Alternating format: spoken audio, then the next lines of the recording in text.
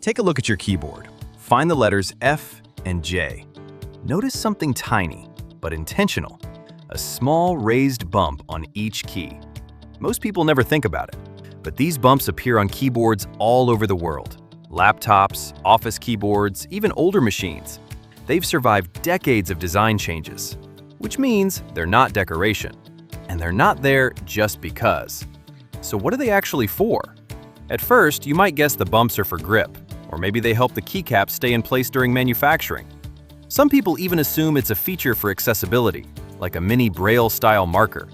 But none of those explanations fully fits, because the bumps aren't placed randomly. They're on two very specific keys.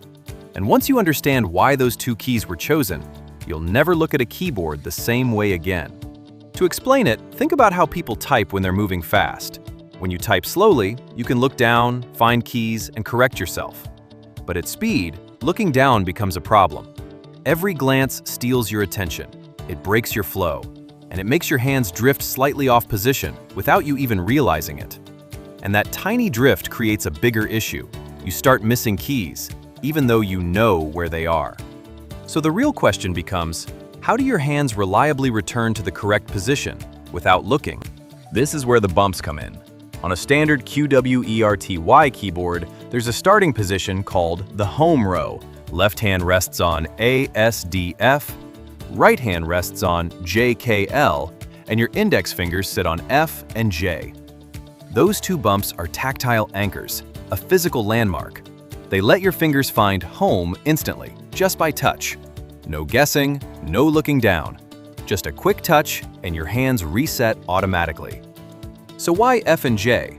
Because your index fingers are the ones that move the most. They're the navigation fingers.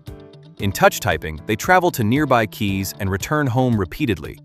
So if your index fingers can find the correct spot, the rest of your fingers fall into place. It's like finding the center point on a map. Once you're anchored, everything else becomes easy. This isn't only about speed, it's about accuracy and comfort over time. Without those bumps, even a small shift in hand position can cause a chain reaction of mistakes. But with a tactile reference point, your brain doesn't need to constantly check the keyboard. It can stay focused on what you're writing.